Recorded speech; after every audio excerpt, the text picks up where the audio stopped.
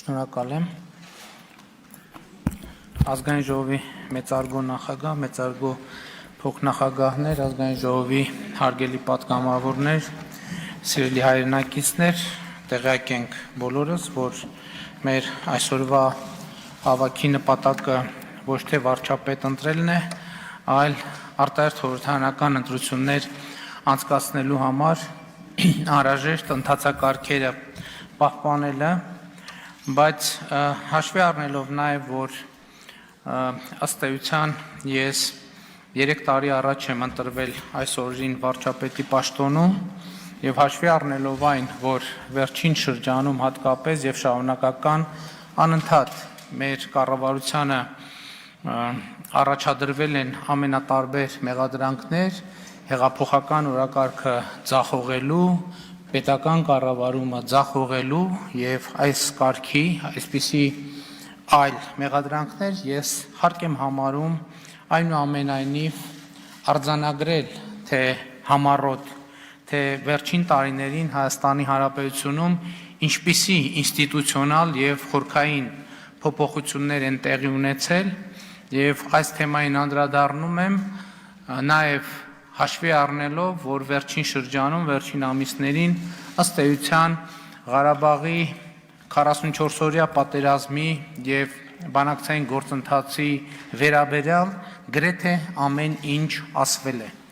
Ըստ էության, երբ մենք խոսում ենք ինստիտուցիոնալ բարեփոխումների, պետական կառավարման, հեղափոխական օրակարգի մասին, շատ դեպքերում մոռացվում է, որ դրանց իրական շահառուն մարդն է, քաղաքացին եւ սա այն դեպքերից է, երբ պիտի արձանագրեմ, որ վերնագրերը չեն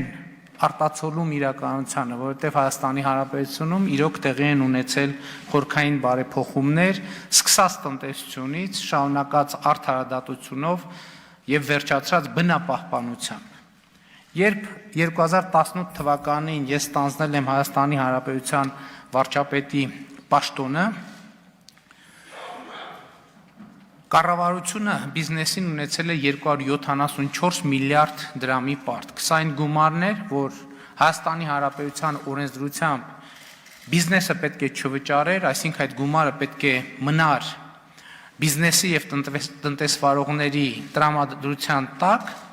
բայց ըստ էության դրանք ամենատարբեր ձևերով եւ եղանակներով հարկային մարմինների կողմից մուտքած գրվել են միասնական գանձապետական հաշիվ կամ պետական հաշվեհամարներ, այսինքն էական չէ, պատճառը ըստ էության բիզնեսից վերցվել են։ Կարևոր եմ համարում արձանագրել, որ այս 3 տարվա ընթացքում այս պարտքի խնդրը ըստ էության լուծվել է, ոչ միայն դե ֆակտո փաստացի վճարումների տեսքով, այլև ինստիտուցիոնալ առումով։ Կարող եմ արձանագրել, որ 2021 թվականի մայիսի 1-ի դրությամբ ըստ էության պետությունը բիզնեսին ժամկետանց պարտք չունի, այսինքն ըստ էության այդ պարտքը զրոյացվել է, սա նշանակում է, որ մենք շուրջ $500 միլիոն 3 տարվա ընթացքում վերադարձրել ենք բիզնեսին։ Այսինքն, սա շատ է խոսվում, չէ, Հայաստանի Հանրապետությունում ներդրումներ եղել են, տեղի ունեցել են, թե տեղի չեն ունեցել։ Հայաստանի Հանրապետության կառավարությունը կոնկրետ $500 միլիոն, որը օտարված էր բիզնեսից, վերադարձրել է բիզնեսին։ Եվ ընդ որում, ելի ասում եմ, այս վճարումը նախ կատարվել է դե ֆակտո եւ ապա կատարվել են ինստիտուցիոնալ բարեփոխումներ եւ համաձայն այդ բարեփոխումների, եթե 2018 թվականի դրությամբ ավելացված արժեքի հարկի վերադարձման ժամկետ էր սահմանված 6 ամիս, որը միշտ չի, որ պահպանվում էր, մենք 2018-ից հեղափոխությունից անմիջապես հետո այս ժամկետը դարձրինք 3 ամիս, իսկ բոլորովին վերջերս դարձրինք 1 ամիս։ Այսինքն այսօր օրենսդրությամբ արձանագրված է, որ ավելացված արժեքի հարկի գծով կառավարությունը 1 ամսից ավելի իրավունք չունի պարտք լինել տնտեսվարողին։ Եթե կուզեք, այո, սա հեղափոխական փոփոխություն է Հայաստանի Հանրապետության տնտեսության համար։ Շատ կարևոր եմ համարում արձանագրել այն ինստիտուցիոնալ փոփոխությունը, որ մենք արինք եկամտային հարկի ասպարեզում եւ արձանագրենք, թե դա ինչպիսի արդյունքներ բերեց։ 2018 թվականի դրությամբ մենք ունեինք երաստիճան եկամտային հարկ 36%, 28% եւ 23%։ Մենք շատ արագ Հայաստանի Հանրապետությունում սահմանեցինք համահարթ եկամտահարկ 23% եւ օրենսդրության մեջ արձանագրեցինք, որ ամեն տարի եկամտային հարկը 1%-ով կիջնի եւ արդյունքում 2023 թվականի հունվարի 1-ից կլինի 20% համահարթ եկամտահարկ։ Միևնույն ժամանակ մենք շահութահարկի դրույքաչափը իջեցրինք եւ 20%-ից դարձրեցինք 18%։ Բայց շատ կարեւոր է, թե ինչ ունեցանք այս վերնագրի ներքո։ Մենք ունենք հետեւյալ արդյունքը եւ ըստ էության մենք ինստիտուցիոնալ առումով լուծեցինք եւ այդ process-ը շարունակվում է ստվերային աշխատատեղերի, ստվերային աշխատավարձերի խնդիրը եւ 2021 թվականի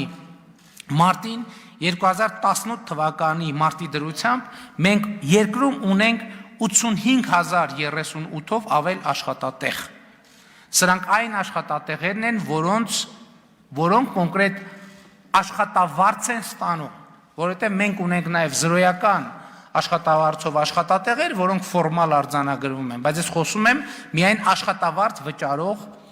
աշխատատեղերի մասին, 85,000 աշխատատեղով կամ 15.5%-ով ավել։ Ես խոսում եմ, դուք գիտեք, որ երկար ժամանակ եւ ցավոք հիմա էլ Հայաստանում գոյություն ունի ստվերային աշխատավարձի ինստիտուտ, երբ որ մի աշխատավարձ գրանցվում է, բայց այլ աշխատավարձ վճարվում է։ Եվ մենք այս խնդրի լուծման իմաստով էլ լրջագույն հաջողությունների ենք հասել, որովհետեւ 2021 թվականի մարտին 2018 թվականի համեմատությամբ մենք համընդհանուր աշխատավարձի ֆոնդի 36%-ով ավելացում ունենք, ընդհանուր 34 միլիարդ դրամով։ Եվ ընդ որում մենք 19-20%-ով շուրջ ունենք մեկ մարդու միջին աշխատավարձի ավելացում։ Եվ ամենակարևորը, տեսեք, շատ խոսվում է նրա մասին, եւ մենք 2018 թվականին այս օրենսդրական փոփոխությունը անելիս ասում էինք, որ կտեսնեք, որ կգա ժամանակը, որ մենք ավելի քիչ հարկային դրույքաչափով, այսինքն ավելի ցածր դրույքով ավելի շատ հարկ կվճարենք։ Եվ դա այսօր իրականություն է, որովհետև ավելի քիչ հարկային դրույքաչափով 2021 թվականի մարտին 2018 թվականի համեմատ 4 միլիարդով ավելի շատ եկամտային հարկի հավաքագրում է իրականացվել։ Սա կարևորագույն ինստիտուցիոնալ, եթե կուզեք հեղափոխական բարեփոխում է, որ տեղի է ունեցել Հայաստանի Հանրապետությունում։ Բայց ես ելի ուզում եմ ասել, խոսելով բիզնես կառավարություն հարաբերությունների մասին, օրինակ եթե դուք բացեք 4-5 տարի առաջվա մամուլը, կտեսնեք, որ ամեն շաբաթ հրապարակումներ են այն մասին, թե ինչպես է հարկայինը ավել գումար ուզում տնտեսվարողից։ Այսպես ասած դրանում դրել էին գերավճար, այսինքն օրենսդրությամբ սահմանված հաշվետվությամբ բիզնեսը պետք է 100 դրամ վճարի, բայց բիզնեսից ուզում են վճարել 120 կամ 150 դրամ, որպեսզի հարկային եկամուտների պլանը կատարեն։ 2018 թվականից հետո ընդհանրապես բոլորը մոռացել են, որ այդպիսի թեմա երբևէ Հայաստանի Հանրապետությունում գոյություն է ունեցել։ Դուք այսօր չեք տեսնի մի բիզնեսմեն, մի բիզնես, որը ասի, որ կներեք հարկայինը իրանց քերում է հազար ներողություն այդ բառից համար եւ ավել գումարներ է ուզում։ Եթե նույնիսկ այդպիսի դեպքեր լինեն, համոզված եղեք, որ այդ դեպքերը հետագայում բողոքարկման հանձնաժողովում հենց պետական եկամուտների կոմիտեում այդ բոլոր դեպքերը կլուծվեն։ Բոլորը մոռացել են, որ Հայաստանի Հանրապետության տնտեսության 30 տարվա պատմության մեջ ամենաակտուալ թեմաներից մեկը այսպես կոչված փայ մտնելու թեման էր։ Դուք 2018 թվականից հետո լսել եք, որ որևէ մեկը որևէ տեղ փայ մտնի, որևէ բիզնեսի մեջ, Դուք որևէ տեղ լսել եք, որ որևէ մեկը մտածի իր սեփականությունը կշարունակի մնալ, թե ինչ որ մեկը կգա եւ կասի, որ գիտես, ինչ այդ սեփականության 10% կամ 5% կամ 50% կամ ամբողջը իմն է։ Կա այդպիսի դեպք, որևէ մեկը այդպիսի դեպք գիտի, իհարկե չկա։ Եվ չկա եւ բնականաբար մոռացվել է։ Եվ այս ֆոնին ասում են կառավարման բոլոր ոլորտներում ձախողեց կառավարությունը եւ այդպես եւ այլն շարունակ։ 2019 թվականին մենք 43%-ով 2019 թվականի արդյունքներով 43%-ով ավելացրել ենք պետական բյուջեի եկամուտները։ Պատկերացնում եք մի տարվա ընթացքում երկրում 43%-ով ավելանան պետական բյուջեի եկամուտները։ Էլի կրկնում եմ հարկային դրույքաչափերի եւ հարկային բեռի նվազեցման պայմաններում։ Բոլորը մոռացել են, որ Հայաստանի Հանրապետությունում եղել են մենաշնորհներ, որ եղել են մարդիկ, ովքեր իրավունք են ունեցել կոնկրետ ինչ-որ բան ներմուծելու, եւ մյուսները իրավունք չեն ունեցել, այդ թեման չկա, որևէ մեկը լսել է 2018 թվականից հետո, որ որևէ մեկը ինչ-որ բան ներմուծելու կամ արտահանելու մենաշնորհ ունի, չի կարող լինել այդպիսի բան։ Մենք հարկային հավաքագրումների առումով, այո, բազմաթիվ բաներ կան, որ երրորդ հանրապետության պատմության ընթացքում տեղի են ունեցել առաջին անգամ։ Նույնիսկ յետպատերազմական եւ ճգնաժամային այս շրջանում արդեն հրապարակել եմ այդ թիվը, մենք մեկ ամսվա հարկային հավաքագրումների բացարձակ ռեկորդ ենք սահմանել։ Երրորդ հանրապետության գոյության ողջ պատմության ընթացքում չի եղել մի ամիս, որ մի ամսվա կտրվածքով 180 միլիարդ դրամ հարկային եկամուտ ապահովի։ Եվ ուզում եմ էլի հիշեցնել, որ 2019 թվականին մենք արձանագրել ենք վերջին 10 տարվա համար ամենամեծ տնտեսական աճը Հայաստանի Հանրապետությունում, որը ամենաբարձր տնտեսական աճն է եղել ողջ եվրոպական տարածաշրջանում։ Ամենակարևոր ինստիտուցիոնալ փոփոխություններից մեկը, որ մենք արել ենք, եւ դա այո չեմ վախենա ասել, դարակազմիկ փոփոխություն է, այն փոփոխություններն է, որ մենք արել ենք գույքահարկի ռեժիմում։ Մենք գույքահարկի վերաբերյալ օրենսդրության մեջ կատարել ենք փոփոխություններ, որոնք եւ քաղաքական, եւ ֆիսկալ, եւ սոցիալական արդարության առումով լրջագույն խնդիր ենք մենք լուծել։ Հիշում եք, երբ որ ասում էինք, որ համահարց եկամտային հարկ ենք սահմանում, մեզ քննադատում էին, ասում են, բա սոցիալական արդարության սկզբունքը ուր մնաց։ Մենք ասում ենք, որ սոցիալական արդարության սկզբունքը աշխատավարձով չի լուծվում, որովհետև մենք չգիտենք մարդ, որը միլիոնատեր չի լինում այդպես։ Միլիոնատեր է դարձել աշխատավարձով։ Իսկ մարդու միլիոնատեր կամ սոցիալական այլ խավի ներկայացուցիչ լինելը երևում է առաջին հերթին գույքով եւ գույքի նկատմամբ հարկային պարտավորությունների տարբերակվածությամբ է, որ մենք պետք է սոցիալական արդարության բաղադրիչը ներմուծենք Հայաստանի Հանրապետություն։ Բայց ուրիշ բան եմ ուզում ասել։ Խոսք է գնում տարածքային համաչափ զարգացման մասին։ Խոսք է գնում շատ երկար ժամանակ համայնքների զարգացման մասին։ Մենք գույքահարկի մասին օրենսդրության փոփոխությամբ լրջորեն ուժեղացրել ենք տեղական ինքնակառավարման ինստիտուտը, որովհետև այսուհետև համայնքային բյուջեները կունենան բոլորովին այլ հնարավորություններ, բայց ըստ էության այստեղ կա մի շատ լրջագույն գործարք, որի մասին ես կանդրադառնամ եւ գույքահարկի ինստիտուտի մեջ մեր կատարած փոփոխությունը բերելու է նաեւ կրթական ասպարեզում հեղափոխական փոփոխությունների եւ այդ process-ը սկսված է, որին ես կանդրադառնամ ավելի ուշ։ Շատ է խոսվում այն մասին, որ Հայաստանի Հանրապետության կառավարությունը ձախողել է արդարադատության եւ արդարության ոլորտում իրականացվելիք բարեփոխումները։ Երբեմն մենք ինքներս էլ սրտնեղում ենք, մենք ինքներս էլ տրվում ենք այս տրամաբանությանը, մենք ինքներս էլ դժգոհում ենք արդարադատության ոլորտում մեր իրականացրած բարեփոխումներից։ Բայց եկեք ի վերջո հասկանանք, այդ բարեփոխումները արդարություն եւ արդարադատություն ում համար են։ Դրանք քաղաքական էլիտաների համար են, թե Հայաստանի Հանրապետության շարքային կներեք այդ բառի համար, քաղաքացիների համար։ Երբ որ մենք այս տեսանկյունից ենք նայում, մենք տեսնում ենք, որ այո, մենք արդարադատության ոլորտում ենք իրականացրել հեղափոխական փոփոխություններ։ Նախկինում այս ամբիոնից հրապարակել եմ, հիմա էլ չեմ զլանա բարձրաձայնել այդ մասին։ Այսօր Հայաստանի Հանրապետության քրեակատարողական հիմնարկներում պատմական նվազագույն թիվն է կալանավորված եւ դատապարտված անձանց։ Սա ինչի արդյունք է, սա արդարադատության ոլորտում մեր իրականացրած բարեփոխումների արդյունք է, որտեղ այսօր դատարանները այլևս նախաքննության մարմինների կցորդը չեն։ Բա այս մարդկային ճակատագրեր են, բայց հազարավոր հայրերը, որ այսօր իրենց երեխաների կողքին են։ Էսա կարևոր, թե կարևոր է այն, ինչա մտածում քաղաքական էլիտան, իշխանությունը եւ ընդդիմությունը դատաիրավական համակարգի մասին։ Եվ ես կարծում եմ, որ այո, մենք այսօր հասել ենք ամենակարևոր փոփոխությանը արդարադատության ոլորտում, ամենակարևոր փոփոխությանը, որը այո հեղափոխական փոփոխության։ Մենք վստահ կարող ենք ասել, որ այսօր Հայաստանի Հանրապետության քրեակատարողական հիմնարկներում անմեղ մարդ չկա։ Հայաստանի Հանրապետության արդարադատության ոլորտի մեծագույն խնդիրը միշտ եղել է այն, որ եղել է հանրային համոզմունք եւ իրականություն,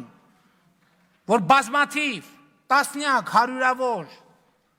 մարդիկ, որոնք չպետք է լինեին քրեակատարողական հիմնարկում, իրենք տարիներով նստել են, այդ թվում քաղաքական պատճառներով քրեակատարողական հիմնարկներում։ Այո, մենք հեղափոխություն ենք իրականացրել նաեւ արդարադատության ոլորտում։ Հիմա բոլորը մոռացել են, որ Հայաստանի Հանրապետության պատմության մեջ ժամանակ կար, երբ որ քրեակատարողական հիմնարկում մարդիկ հերթով էին քնում։ Հերթով էին քնում։ Եվ մամուլը այն ժամանակ դրանից առաջ սոցիալական ցանցերը չկային, ողողված էր այս բանով, այս ինֆորմացիայով։ Այսօր չկա այդ խնդրը։ Եվ ամենամեծ հեղափոխական փոփոխությունը Երրորդ հանրապետության պատմության ողջ ընթացքում դատական համակարգը կներեք արտահայտությունից նեղել է ընդդիմությանը։ Այսօր դատական համակարգի որոշումներից նեղվում է իշխանությունը։ Բայց հեղափոխությունը ո՞նց է ուզում։ Բայց ինչ մենք ուզում ենք գայինք հեղափոխություն անենք, որից հետո դատական համակարգ շարունակեր նեղել ընդդիմությանը։ Եթե իշխանությունը երջանիկ լիներ դատական համակարգի որոշումներից, մենք կհամարեինք, որ բարեփոխումներ են արել։ Ոչ։ Դա կնշանակեր, որ մենք եկել ենք այն հին ընդդիմությանը անմեղին տնանքին նեղող դատական համակարգը հեծնել ենք եւ մենք ենք հիմա բանանում։ Ղեկավարում այդ դատական համակարգը։ Բայց այդ անկախ դատական համակարգը, որ կարող է նեղի իշխանությանը։ Իհարկե ես չեմ ասում, որ մեր դատական համակարգը ոգևորվի եւ ավելի մեծ տեմպերով նեղի, այս բալանսն է դատական անկախ դատական համակարգի գոյության վկայությունը։ Եվ գիտեք ինչ, ես այս ամեն ինչը վերլուծելով այնուամենայնիվ մենք մեր գործընկերների հետ ենք քննարկել, եկել եմ այն եզրակացության, որ մենք այստեղ ենք շատ մոտ մեր նպատակի իրագործմանը, շատ մոտ։ Եվ մենք այստեղ հսկայական փոփոխություններ ենք իրականացրել։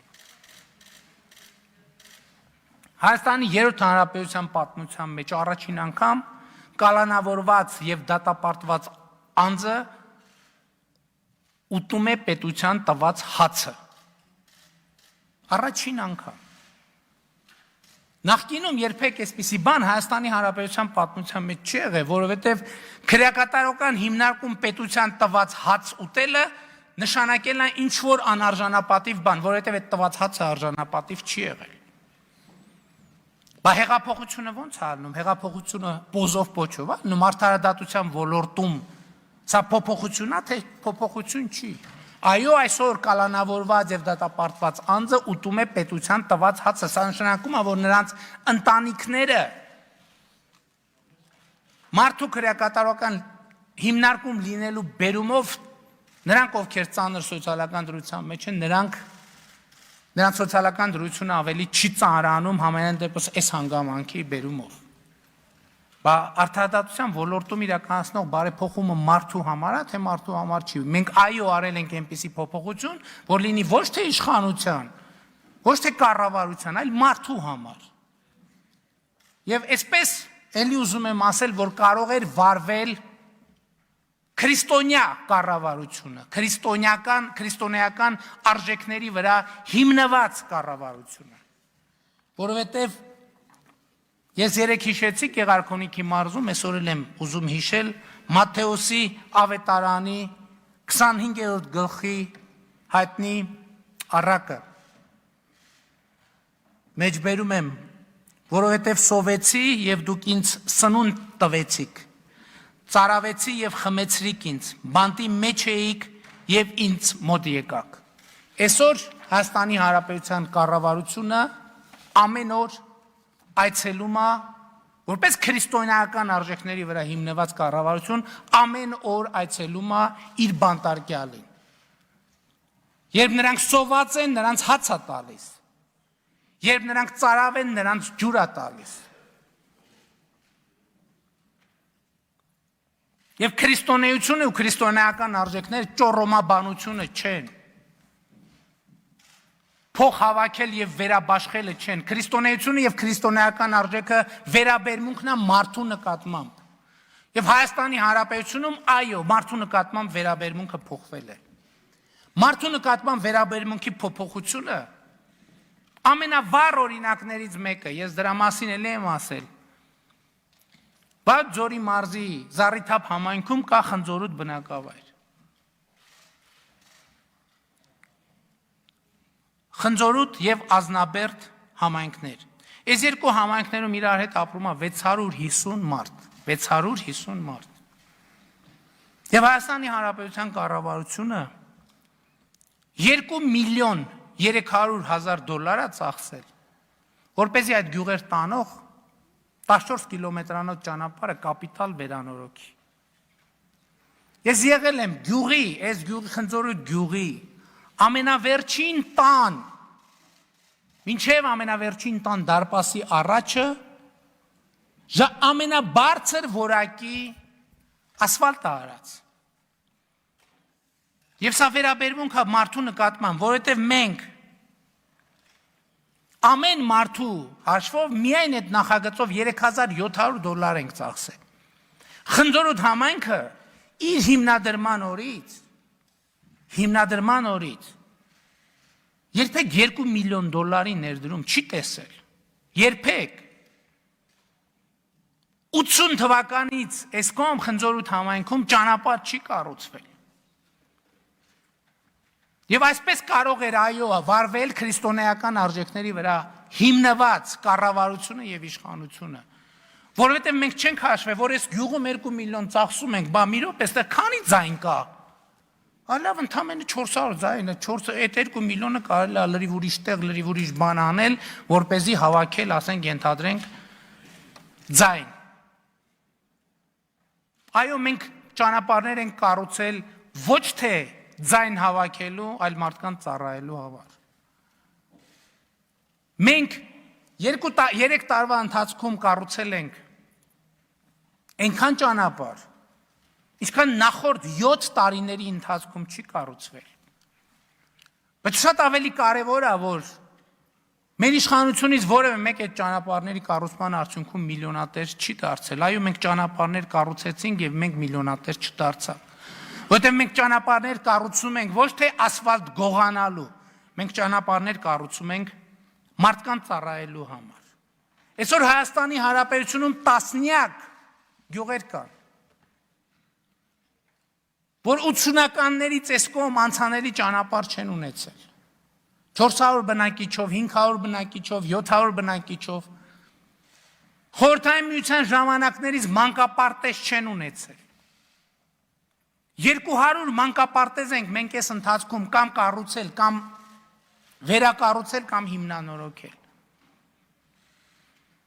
Եվ մենք երբեք չենք մտածել, թե այս մի բանի համար ինչքան ձայն ենք մենք ստանալու, որովհետև մենք դա արել ենք մարդու համար, որովհետև մեր գործողությունները հիմնված են եղել արժեքների վրա։ Շատ կարևոր այն ինստիտուցիոնալ փոփոխությունները, որ մենք արել ենք ժողովրդագրության բնագավառում եւ դեռ պիտի անենք։ Գյուղական բնակավայրերում մինչև 2 տարեկան երեխայի նպաստը աշխատող ծնողների համար մենք կրկնապատկել ենք։ Եվ գյուղական բնակավայրերում մինչև 2 տարեկան երեխայի նպաստ ենք նշանակել նաև չաշխատող մայրերի համար։ Ու մենք չենք հաշվել, քանի ձայն ենք ստանալու սրա արդյունքում, որովհետև մենք ձայնի համար չենք արել, մարդու համար ենք արել։ Առաջին երեխայի նպաստը 6 անգամ ավելացնել ենք, երկրորդ երեխայի ծննդյան օգնությունը կրկնակի ավելացրել ենք։ Հիմնադրել ենք երեխա ունեցող ընտանիքներին հիպոթեկով բնակարանի ձեռքբերման աջակցության ծրագիր։ Եվ այստեղ այս գործընթացները իհարկե պետք է շարունակվեն։ Մենք գյուղատնտեսության ոլորտում շրջադարձային նշանակության բովանդակային փոփոխություններ ենք իրականացրել։ Երբ որ մեր երազանքների գագաթնակետը այն էր, որ կառավարությունը կներեք դիզվառելիք է բաժանում, որը մինչև կառավարությունից գնում է հասնում գյուղացուն, էլի եկեք բացենք նախորդ տասնամյակի մամուլը։ Հարյուրավոր հրապարակումներ կտեսնեք, թե ինչպես կառավարությունը չգիտեմ քանի միլիարդ ծախսեց գյուղացիներին դիզվառելիք տալու համար, բայց այդ դիզվառելիքը չհասավ գյուղացուն։ Մենք լրիվ ուրիշ փիլիսոփայություն ենք մտցրել, մենք ասել ենք հարգելի գյուղացիներ, մենք ուզում ենք ձեզ աջակցել, որպեսզի գյուղատնտեսությամբ զբաղվելը ոչ թե տառապանք չարչարանք լինի, այլ լինի արժանապատիվ եւ զարգացում բերող աշխատանք։ Հայաստանի պատմության մեջ առաջին անգամ մենք գյուղացուն ասել ենք այս զարգացման ծրագրերով խելացի անասնագոմեր կառուցեք եւ մենք ձեր ծախսած գումարի 50%-ը ձեզ հետ կտանք։ Կաթիլային ոռոգում անցկացրեք, մենք ձեր ծախսած գումարի 50% կամ տոկոսները տարբեր են ըստ ծրագրերի։ 25-ից մինչև 70% սահմանամերձ գյուղերում մենք ծրագիրը զարգացման ծրագիր ենք ներդրում գյուղացու համար, եւ երբ որ գյուղացին մտնում այդ զարգացման տրամաբանության հետ, մենք իր ծախսած գումարի մինչև 70%-ը վերադարձնում ենք։ Եվ այս ծրագիրը փառք Աստծո շատ դժվարությամբ, գիտեք, այս կարգի փոփոխությունները ինչ դժվար են առաջ գնում, բայց վերջապես սկսելա տեղից պոկտվել, եւ այս պայդրությամբ քիչ է, բայց եթե հաշվենք զրոյական կետից հսկայական 580 միլիոն դրամից ավել, այս պայդրությամբ մենք գյուղացիներին իրենց ծախսած գումարը վերադարձրել ենք։ Սա բացարձակ առումով քիչ է, բայց ստարտի առումով դա բավականին լավ մեկնարկային կետ է։ Այո, մենք մարդու նկատմամբ վերաբերմունքը փոխել է կառավարությունը, իր վերաբերմունքը, կառավարության վերաբերմունքը։ Մենք ներդրել ենք մինչև 18 տարեկան երեխաների հիվանդանոցային ծառայությունները ամբողջովին իրականացնում ենք պետական պատվերի հաշվին։ Եվ իրականացնում ենք պետական պատվերի հաշվին, այստեղ իմիջիայլոց ասեմ, միայն սենտիմենտի հարց չի, որովհետև մենք տեսնում ենք, որ մեր 18 տարեկան երեխաների 50 եւ ավելի տոկոս առողջական լրջագույն խնդիրներ ունի։ Լրջագույն խնդիրներ ունի։ Շատ չեմ կարող մանրամասնել։ Եվ մենք հասկացել ենք, որ այս խնդիրը պետք է լուծենք։ Ընդ որում, սա կապված է նաև կրթության հետ, ֆիզկուլտուրայի եւ սպորտի հետ։ Մենք միայն 2018-20 թվականներին 2 տարվա ընթացքում հանրակրթության դպրոցների եւ մարզադպրոցների մարզագույքի ձեռքբերման նպատակով 523 միլիոն դրամի հատկացում ենք արել այն պայմաններում եւ 2012-ից 18 թվական այդ նպատակների համար ընդամենը 420 միլիոն դրամ է ծախսվել։ Այո, եւ սա փոփոխություն է մարդու նկատմամբ։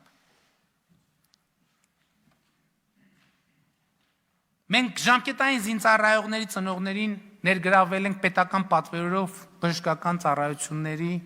իրականացման ծրագրի մեջ։ Այո, սա մարդու նկատմամբ եւ զինվորի նկատմամբ վերաբերմունքի փոփոխություն է։ Բանակի փոփոխությունների մասին շատ ենք խոսել, ես այսօր այդ թեմայով չեմ խոսի։ Մանկատան սաները 2003 թվականից Հայաստանի Հանրապետություն կառավարություն ունեցել է պարտավորություն, որ մանկատան սաների համար պետք է բնակարան ձեռք բերվի։ 2003 թվականից մինչև մի այդ պարտավորությունները կատարված չեն եղել մինչև 2019 թվականը, որովհետև մանկատան սաները ոչ ընտրությունների ցուցակ են կազմում, ոչ էլ իրանց ձայները առանձնապես մեծ են։ Մենք այդ պարտավորությունները ստանձնել ենք եւ կատարել ենք։ Ադրբեջանից փախստականի կարգավիճակ ստացած մեր քաղաքացիների բնակարանային խնդիրներ տասնամյակներով չեն լուծվել։ Մենք ստանձնել ենք դա եւ իրականացրել ենք։ Զինթոշակառուներին բնակարանով ապահովելու խնդիրը խոսքը նրանց մասին է, ում նկատմամբ պետության պարտավորությունները արձանագրված են եղել։ Չեն լուծվել տասնամյակով։ Կառավարությունը 8 միլիարդ դրամ է հատկացրել այս ծրագիրը իրականացնելու համար։ Ես չեմ վախենա ասեմ, որ այս ամենի արդյունքում մենք հեղափոխական նշանակության փոփոխություններ ենք մեկնարկել, ստարտը տվել կրթության բնագավառում։ Այն ծրագիրը, որ հիմա արդեն սկսել է ուսուցիչների աշխատավարձի բարձրացման ծրագիրը, անխուսափելիորեն բերելու է նրան, որ ուսուցչի աշխատանքը լինի հեղինակավոր ոչ միայն վերնագրային կամ կենացի մակարդակում, այլև աշխատանքի պայմանների եւ աշխատավարձի իմաստով։ Եվ սա մեզ հնարավորություն է տալու, որ մենք համոզվենք, որ 2 տարի, 3 տարի, 4 տարի հետո դասասենյակ մտնող յուրաքանչյուր ուսուցիչ համապատասխանում այն չափանիշներին, որ մենք համոզված լինենք, որ մեր երեխաները ստանում են պատշաճ կրթություն։ Ես գույքահարկի մասին ասի, մենք այսօր արդեն գույքահարկի փոփոխություններից հետո Հանրապետության մարզերում մանկապարտեզների եւ նախակրթարանների զանգվածային կառուցման ծրագիր ենք իրականացնում։ Հարց կծագի, ինչ կապ ունի դա գույքահարկի հետ։ Մեր պայմանը հետեւյալն է, մենք համայնքներին ասում ենք, հարգելիներս, մենք նախակրթարան մանկապարտեզը կառուցում ենք պայմանով,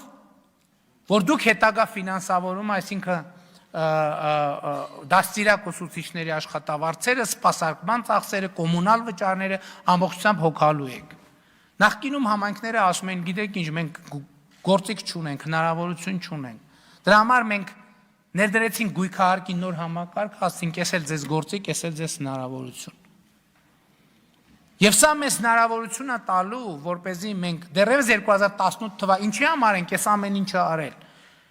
Որտեվ 2018 թվականի նախընտրական ծրագրում իմ քայլը դաշինք ասել է, որ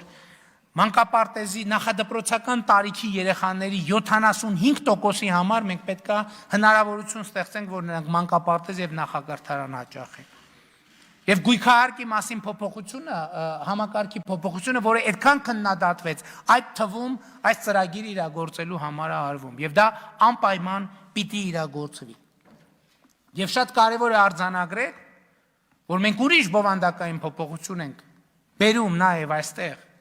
Այդ բովանդակային փոփոխության առանցքը հետեւյալն է, որ մենք ասում ենք մանկապարտեզը տեղ չի, որտեղ ծնողը երեխային ուղակի թողնում է X ժամից մինչև Y ժամը։ Մանկապարտեզը տեղ է, որտեղ երեխան ստանում է կրթություն։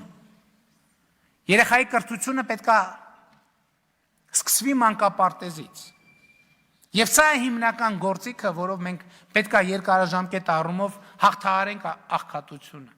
Մենք շրջադարձային փոփոխություն ենք անում նախակրթական համակարգում, մենք շրջադարձային փոփոխություն ենք անում հանրակրթության համակարգում, մենք շրջադարձային փոփոխություն ենք անում բարձրագույն կրթության եւ գիտության ոլորտում վերջերս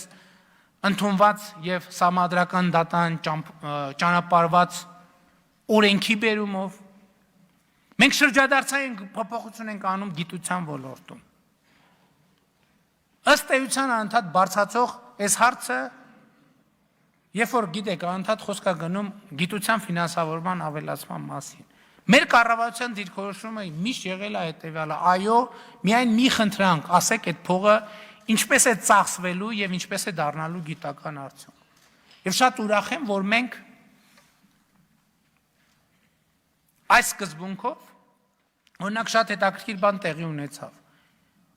Այս սկզբունքով, այո, այս տարի 2.7 միլիարդ դրամով ավելացրեցինք գիտության ֆինանսավորումը եւ ըստ էության գործարկել ենք մի մեխանիզմ, որ մինչեւ 2025 թվականը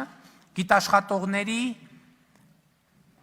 աշխատավարձերի եկամուտների եւ գիտական գործունեության բոլորովին նոր սկզբունքներ կներդրվեն։ Կառավարման որակի մասին։ Մեզ սպասում է առաջիկայում թերևս մեր ժամանակների ամենասենսացիոն նորություններից մեկը։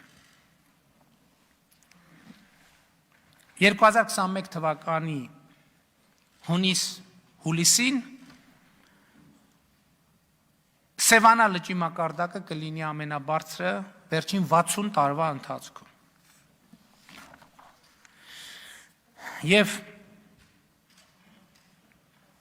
հիմա, այսինքն հիմա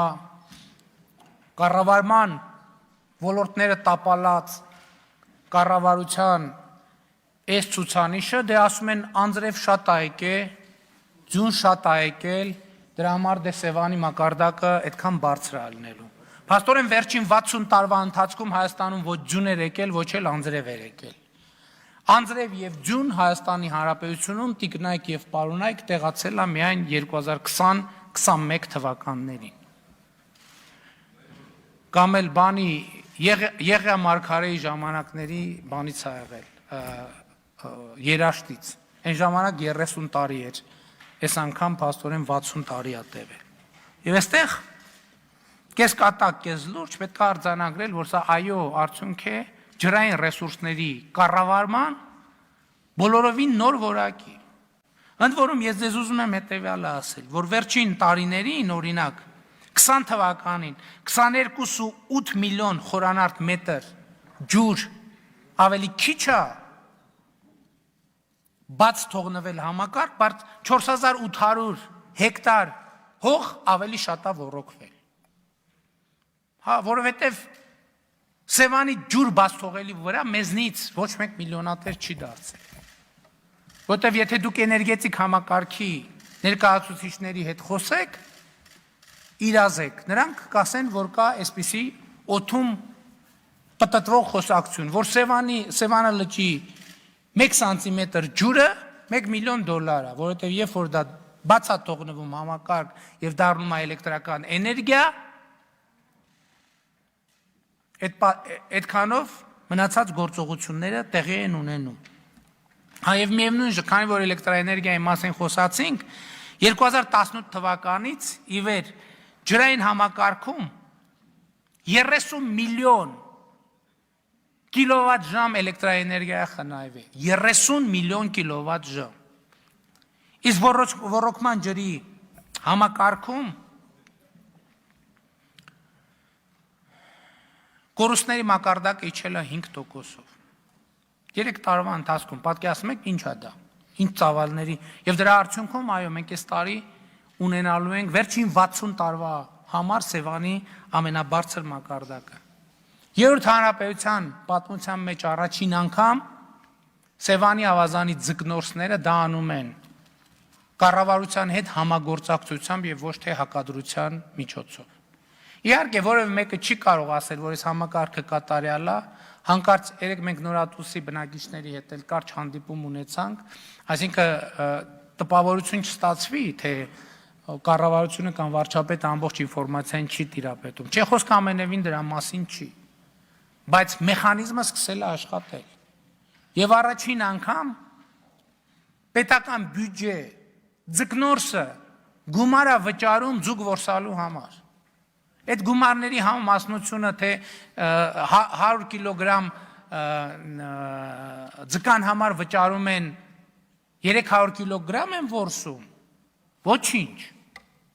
Ոչինչ։ Համակարգը սկսել աշխատել եւ ես համոզված եմ, որ Սևանի ավազանի ափի մեր ժողովուրդը, ովքեր ձկնորսությամբ զբաղվում են, իրենք կհամոզվեն, որ այս համակարգը առաջին հերթին իրենց է օգուտ, որտեւ այսօր Սևանում գիտեք ինչ խնդիրն է, հազարավոր ցանցեր կան, որոնք չեն օգտագործվում եւ Սևանում ուղղակի անտերվիճակում են եւ հսկայական ձկնապաշարները ոչնչացվում այդ լքված ցանցերի պատճառով։ Հաջորդ փուլում մենք այս գեներացված գումարները օգտագործելու ենք, որպեսզի Սևանը մաքրենք այդպիսի թափոններից, որի արդյունքում ով է շահելու։ Էլի Սևանի ավազանի մեր ձկնորսներն են շահելու, որովհետև հիմա ձուկը այդ ցանցերի մեջ ընկնում է, բայց իրան դուրս չեն բերում,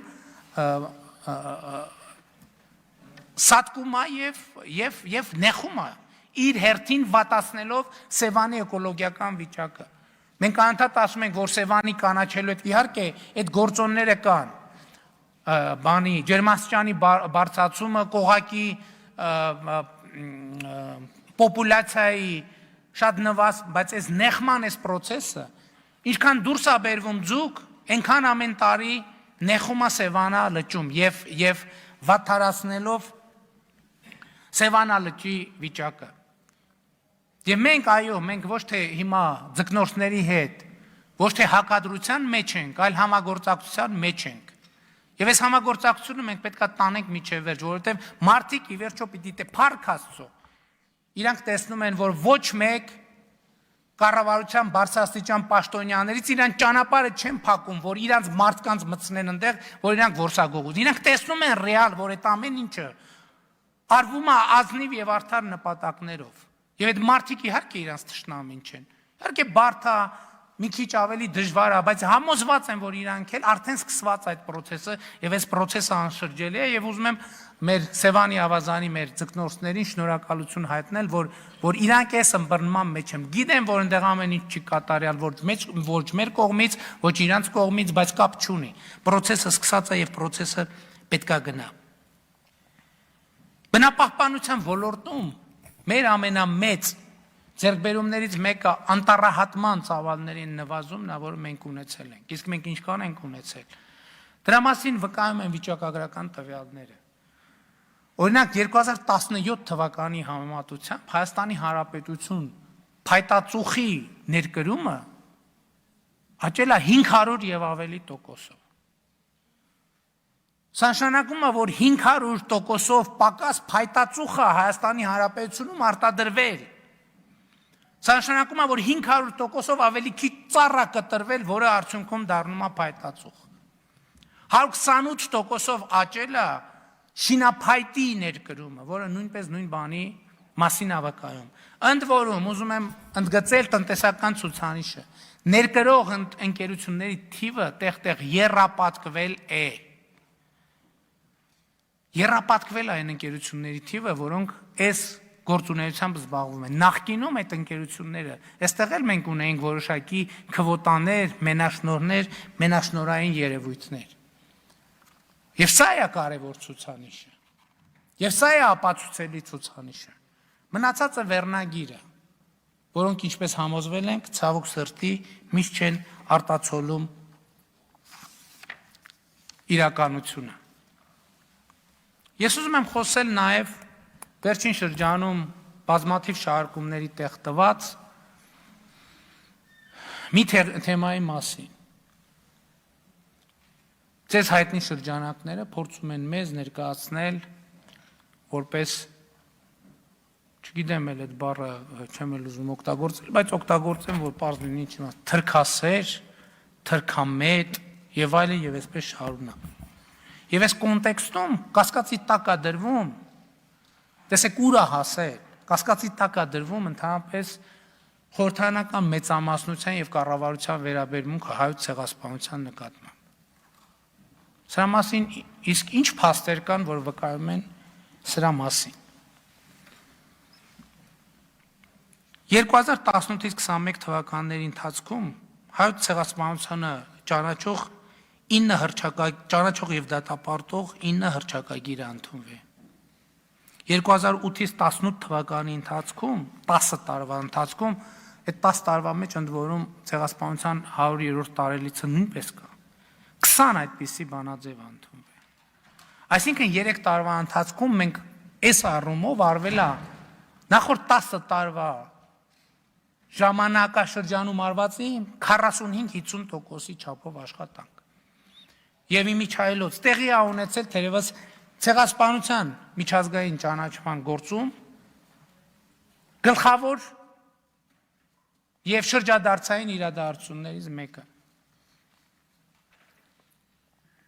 Ամերիկայի Միացյալ Նահանգների վերին եւ ստորին պալատներ ընդունել են հայոց ցեղասպանությունը եւ վերջո հայոց ցեղասպանությունը ընդունվել է Ամերիկայի Միացյալ Նահանգների նախագահի կողմից։ Ես չեմ ուզում ասել, ես նախկինում ասել եմ, այս ամբիոնից առիթ ունեցել եմ ասել, թե որոնք են այն գործոնները, որ բերել են այսպիսի իրավիճակի։ Բայց ես ուզում եմ նաև հետևյալը ասել, եթե Հայաստանի Հանրապետության կառավարությունը ուզենար, որ չընդունվի կամ չուզենար, որ ընդունվի այս բանաձևը, դա միանշանակ տեղի կունենար։ Ինչպես տեղի է ունեցել, բացեք հիմա համացանցի արտահոսած տեղեկատվությունը, թե հիմա մեզ թրքասիրության մեջ մեղադրողները ոնց էին ժամանակին Ամերիկայի իշխանություններին համոզում, ասում էին մի ընդունեք ցեղասպանությունը, մի թուրքերին, հիմա իրանք մեզ եկել են մեղադրում են թրքասեր լինելու մեջ։ Բայց մենք այս ֆոնին ասում ենք, այո, մեկ էլ այդ թեման, այդ ինչ թեմա էր, թուրքը մեր թշնամին է, թե թուրքը մեր թշնամին չի։ Այո, դա որևէ մեկի հայտարարությամբ չի որոշվում, դա պատմական իրողությունը, մենք ուրիշ բան ենք ասում ենք, այդ թշնամանքը պետք է կառավարվի։ Եվ մենք այո, գնալու ենք հստակ այդ ճանապարհով։ Այդ թշնամանքը չի կարելի թույլ տալ, որ այդ թշնամանքը անընդհատ անկառավարելիության դրսևորումներով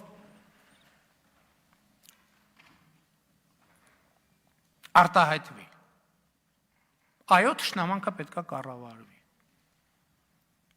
Եվ ես ուրախ եմ, որ այս թեման էլ վերնագրերի մակարդակում չի։ Ես երեք Գեղարքոնիքի մարզի գյուղերում այս թեմաներով խոսել եմ եւ ստացել եմ մարդկանց արձագանքը։ Եվ ավելի վստահ եմ ասում, որ այո, այդ թշնամանքը պետք է կառավարվի։ Այդքան քննադատված Թավիշի մասին։ Այստեղ մենք մի խոստում կա, որ տվել ենք ու չենք կարողացել, ասել ենք վերջ Թավիշին, հետո պարզվել է, որ մենք ինստիտուցիոնալ նենց պայմաններ ենք ստեղծել, որ մենք դա այլևս չենք որոշում ու դա լավ է։ Ես խոսեցի արդեն դատական համակարգի վերաբերյալ։ Չնայած այստեղ սա թեմա է, որը բազմաթիվ շերտեր ունի, բայց ես ձեզ ուրիշ բան եմ ասում։ 2021 թվականին ետպատերազմյան շրջանում այդ Թավիշը մեզ փրկել է քաղաքացիական պատերազմից։ Սա իրողություն է, այդ որ մեզ մեղադրում են, ասում են կառավարման ձախողում կառավարման, կներեք, դուք ուզում եք ասել,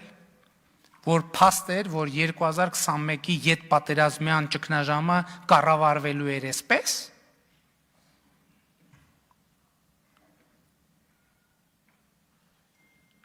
Ետպատերազմյան ճգնաժամը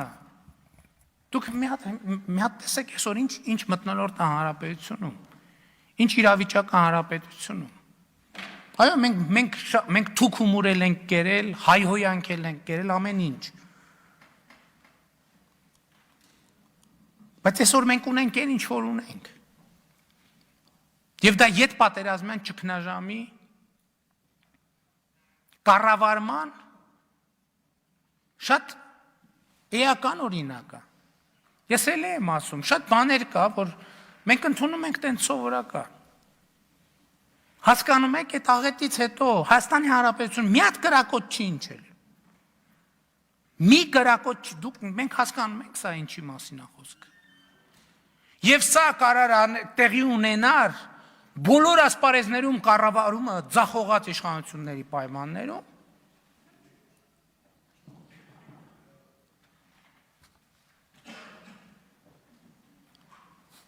Որևէ մեկը չի ասում, բա մի տարի է Հայաստանում գուժում են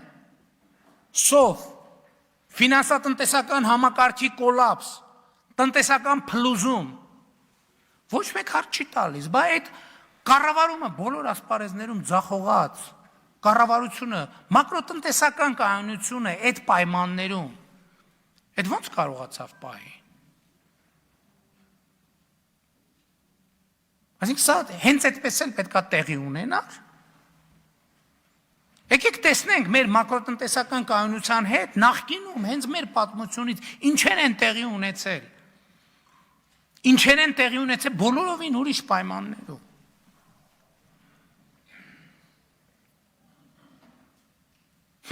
Սա եւ կորոնավիրուսի մասին։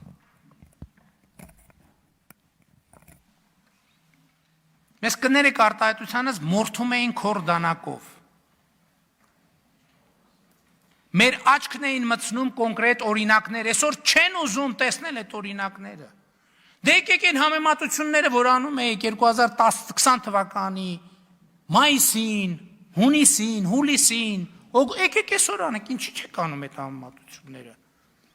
Բացեք, ասեք, այդ տեսեք, թե ինչպես են կառավարում այս երկրներում կորոնավիրուսը, այ բոլոր ասպարեզներում կառավարումը ձախողած, այդ քննիչ հանձնաժողովը բան արեց, աշխատում է կորոնավիրուսի, բացահայտեց հանցավոր կառավարության եւ բանի ճգնաժամի կառավարման բանը, կոլապսը բացահայտել է,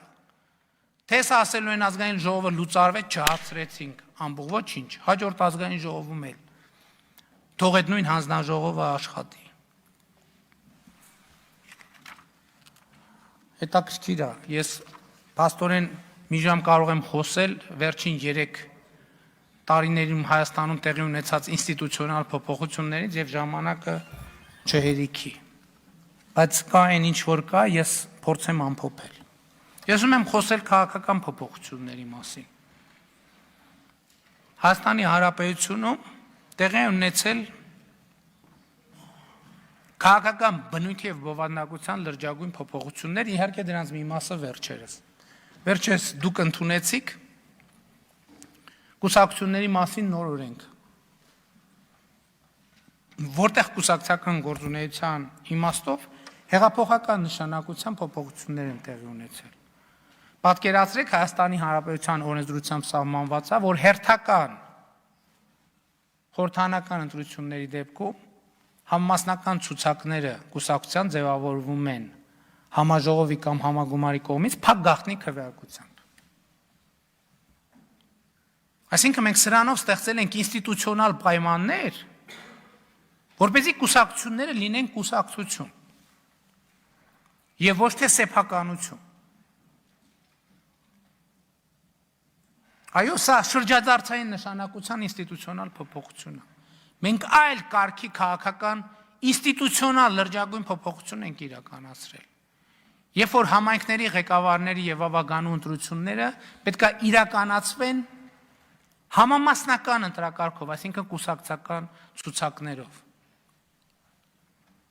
Հայաստանի Հանրապետությունում տասնամյակներով ընդդիմությունը երազել է այսպիսի փոփոխությունների մասին, բայց չեն տեղի ունեցել այդպիսի փոփոխություններ։ Բայց այսօր դա փաստ է, դա իրողություն է եւ բնականաբար այս թեմայի մասին ոչ մեկ չի խոսա, որտեղ այն ինչ որ արդեն մենք ունենք համարվում է, որ այդպես էլ պետքա լիներ։ Եվ էլի շատ կարևոր փոփոխություն եւ ես ուրախ եմ, որ մենք այդ քաղաքական կամքը դրսևորել ենք։ Ի վերջո, առաջին անգամ Հայաստանի Հանրապետությունում խորհրդանական ընտրությունները տեղի են ունենալու լիարժեք համամասնական ընտրակարգով։ Այո, դա հեշտ փոփոխություն չէր, որովհետև դրա համար մանավանդ այս ժամանակաշրջանում անհրաժեշտ էր քաղաքական կամք, պատասխանատվություն եւ ես ուրախ եմ, որ մենք այդ քաղաքական փոփոխություններ իրականացնելու կամք դրսևորել ենք։ Բայց ես ուզում եմ խոսել մի թերևս ամենակարևոր քաղաքական փոփոխության մասին։ Այս վերջերս, երբ որ բնականաբար առաջիկայում խորհրդարանական ընտրություններ են եւ հիմա շատ են տեղի ունենում այսինքն հարցումներ քաղաքացիների շրջանում, երբ որ նրանց հարցում են, թե դուք ում կընտրեք, որ քաղաքական ուժին կընտրեք, բնականաբար այդ պատասխաններում հնչում են ամենատարբեր պատասխաններ։ Բայց մեր գործընկերներից մեկը կամ մի քանիսը չասենք ում մասին է խոսքը, չնայած բոլորս հասկացանք, մի շատ կարևոր փաստի վրա հրավիրեց մեր ուշադրությունը։ Եվ այդ փաստը հետևյալն է, որ քաղաքացիները կարող են ասել, որ իրենք ընտրում են այս կուսակցությանը, իրենք ընտրում են ընդդիմությանը, իրենք ընտրելու են իշխանությանը եւ այլն։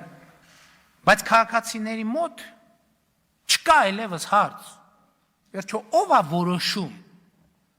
ով է ընտրություններում հաղթելու։ Սա շրջադարձային փոփոխություն է։ Եկեք գնանք համեմատենք այսօրվա եւ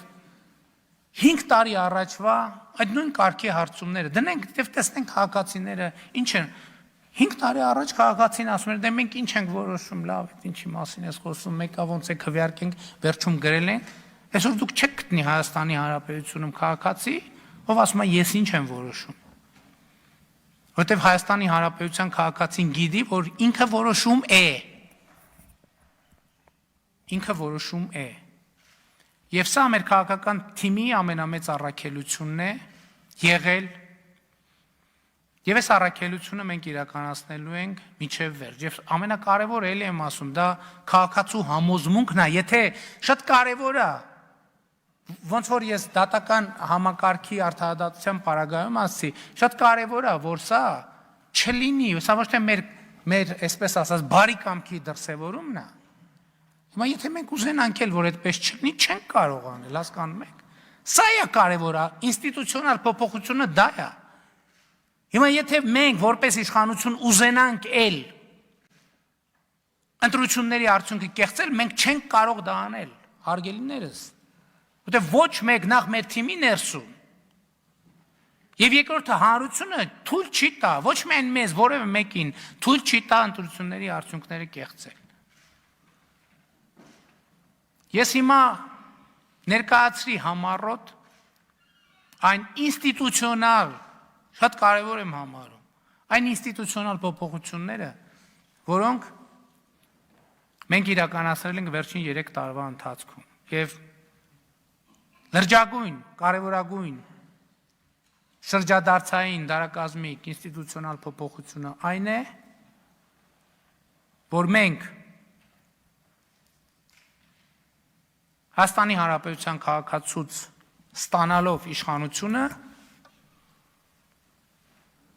հենց ինքներս նախաձեռնել ենք այդ իշխանությունը ժողովրդին վերադարձնելու եւ նրա հետագա ճակատագրի որոշումը ժողովրդին պատվիրակելու որոշումը։ Սա նշանակում է, որ Հայաստանի Հանրապետությունում իսկապես շատ բան է փոխվել եւ թույլ տվեք ասել, որ այդ փոփոխությունները անշրջելի են։ Հայաստանի Հանրապետության ժողովուրդը քաղաքացին 2018 թվականից ինչպես եղել, այնպես էլ շարունակում է մնալ բարձրագույն իշխանությունը եւ իշխանության տերը ու տնօրենը Հայաստանի Հանրապետությունում։ Այն կանխախոսը, որ Հայաստանի Հանրապետության քաղաքացին երկար տարիներ վանկարկում էր Հայաստանի փողոցներում եւ հրապարակներում, այսօր իրականությունը, այդ կանխախոսը հետեւյալն է։ Մենք ենք տերը մեր երկրի, այո, սիրելի քաղաքացիներ, զեկուցում եմ, որ դուք եք տերը մեր երկրի։ Եվ սրանով թերևս ամեն ինչ ասված է։ Շնորհակալ եմ։ Շնորհակալություն, պարոն վարչապետ։ Պատգամավորները կարող